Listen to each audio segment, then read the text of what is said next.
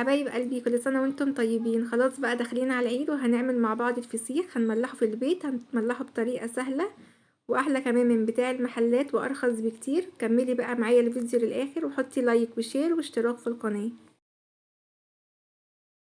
وده بقى السمك بتاعنا، انا جايباه طازة كده زي ما انتم شايفين بقى ما شاء الله حجمه عامل ازاي. واهم شرط بقى من شروط تمليح الفسيخ وعشان يطلع لونه وردي كده ومزبت ان السمكية بتاعتك تكون طازة وما يكونش محطوط عليها تلج نهائي، ويكون كده كبير وملحم بالشكل دوت عشان يبقى وردي من جوه. وخلي بالك برضو ان في بوري وفي طبار، الطبار ده يعني مش بينفع لتمليح الفسيخ، فخدي بالك وجيبي من حد مضمون عشان تبقي ضامنة ان هو فعلا سمك بوري. وهنا ما شاء الله كانوا 9 سمكات معايا. بعد كده بقى هبدأ ان انا اخدهم على الحوض بالشكل دوت كده، وهبدأ ان انا اغسل الخياشيم بتاعتها بالشكل دوت كده. هلاقيها ان هي بتطلع طينة وبتطلع كده حاجات دم كده ومزلقة بالشكل دوت كده. هبدأ ان انا انضف الطينة كده كله من الراس بالشكل دوت كده، وهبدأ برضو ان انا اغسل جسم السمكية، بيبقى فيه قشور كده زيادة هتبدأ ان هي تنضف معايا بالشكل دوت كده. وهبدأ كده ان انا اجيب مصفى بالشكل دوت، وهبدأ ان انا اوقف السمكية على راسها بالشكل دوت، وهسيبهم لغاية ما يصفوا كل الدم والمية اللي فيهم. هكمل بقى غسيل السمك كله بنفس الطريقة دي. شايفين بقى الطينة اللي هو نزلها وبقى نضيف كده معايا بالشكل دوت. الخطوة اللي بعد كده بقى انا هنا كنت غسلته وصفيته كده على مصفيتين. شايفين ما شاء الله بقى نضيف معايا ازاي. هبدأ بقى ان انا اصفيه بالشكل دوت كده، هيبقى دماغه لتحت عشان يصفي كل المية والدم اللي فيه.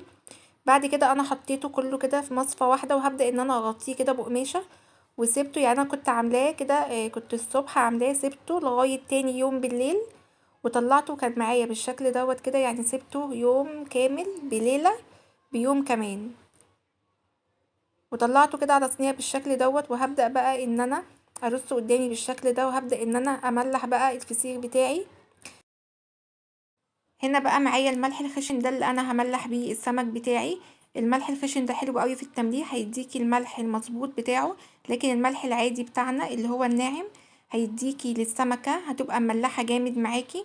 لكن لو انت عايزة السمكة بتاعتك او الفسيخ بتاعك يكون ملحه حلو ومظبوط وما يكونش حادق، هنجيب اللي هو الملح الخشن دوت. والملح الخشن ده بنجيبه من عند العطار، من عند اي عطار بيبقى موجود. وممكن برضو تخلطي ما بين الملح الخشن او الملح الناعم، هيديكي برضو نتيجة حلوة قوي. لكن لو هتملحي بالملح العادي بس اللي هو الناعم هيديكي نتيجة مش حلوة، هيديكي ان السمكة هتكون مالحة جامد.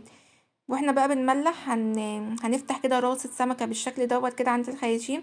هبدأ ان انا املاها كده من الملح كده كويس، وهبدأ برضو ان انا افتح بق السمكة بالشكل اللي انتوا شفتوه دوت. وهبدأ برضو ان انا احط في بقها برضو شوية من الملح زي ما انتوا شايفين كده. بدأت ان انا املى الراس كويس من الملح، وهبدأ ان انا افتح بقها كده برضو واحشيه برضو من الملح زي ما انتوا شايفين كده. وهكمل بقى بقية السمك بنفس الطريقة. هنا بقى بعد ما خلصت كل الكمية بدأت ان انا اجيب كيسة كده نظيفة، وهبدأ ان انا ارش رشة كده بسيطة تحتها كده في تحت كده من الملح. وهبدأ ان انا ارص السمك بتاعي كده خلف خلاف على ظهره. هرص كده السمك على ظهر خلف خلاف، يعني في جنب الراس وجنب الديل كده وهكذا. اول كيسة كده هحط فيها 4 زي ما انتوا شايفين كده. وهبدأ ان انا ارش كده برضو عليها رشة من الملح، رشة خفيفة كده مش تقيلة يعني بالشكل دوت كده. زي ما قلت لك هتبقى خلف خلاف، يعني جنب براس وجنب ديل زي ما انت شايفة كده. بعد كده هبدأ ان انا الف الكيسة بتاعتي بالشكل دوت. هبدأ ان انا الفها واطلع منها اي هوا موجود فيها عشان يطلع معايا النتيجة مضمونة ونتيجة حلوة كده للاخر. هبدأ ان انا اطلع كده كل كمية الهوا من الكيسة بالشكل دوت، وهبدأ ان انا اكلفتها برضو بالشكل دوت. وهجيب برضو كيسة تانية وهبدأ ان انا ادخلها فيها برضو الكيسة التانية، هدخلها جوه الكيسة دي وابدأ برضو ان انا اطلع منها الهواء وهربطها كده جامد بالشكل دوت. بعد كده بقى عندك استرتش او عندك بلاستر كده، هبدأ ان انا الف الكيسة بتاعتي كلها بالشكل دوت. ما عندكيش بلاستر هتعملي بسترتش، ما عندكيش استرتش هتعملي كده ايه ببلاستر زي ما انا عاملة. هلفها كده لفة حلوة كده بالشكل دوت، هحكمها كده بالبلاستر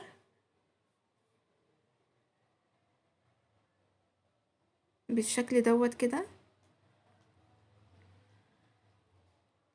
بعد كده هركنها بقى على جنب واشوف برضو التاني هعمله برضو بنفس الطريقة. الكيسة دي كده حطيت فيها 4، الكيسة دي انا هحط فيها ال5 اللي فاضلين. هرش كده رشة من الملح، وابدأ برضو اللي انا ارص كده 3 تحت واحط 2 فوق بنفس الطريقة اللي انا قلتلك عليها.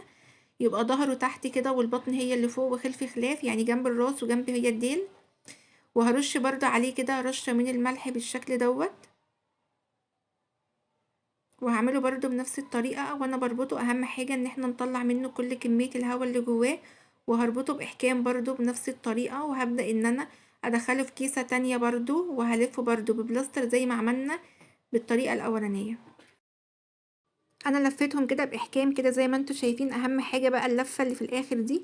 بعد كده هحط كده كل لفة كده في كيسة تانية، وهلفها برضو كده ببلاستر، وهحطهم بقى كده في جردل او في بلاستيكة، اي حاجة تحطيهم بقى فوق بعض كده مش هتيجي يمهم، لمدة اسبوع بالظبط. وهتاكلي احلى فسيخ بجد، هيبقى طريقته حلوة قوي.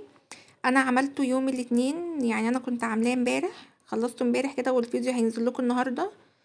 آم، الفسيخ ده هيقعد معايا على ما يطيب هيقعد اسبوع بالكتير قوي، 8 ايام 9 ايام. انا هفتح عليه اول يوم العيد او تاني يوم العيد، وهتشوفوا برضو النتيجة في الفيديو التاني، هنشوفها مع بعض. انا بقى كيسته بالشكل دوت كده، وزي ما قلتلك هحطه ببلاستيكة ومش هاجي يمه خالص. وهفتحه برضو معاكم، جربوه بقى بنفس الطريقة دي، والطريقة دي حلوة انا مجرباها. وبقوليلي بقى رأيك في الكومنتات، ولايك وشير لو عجبك الفيديو.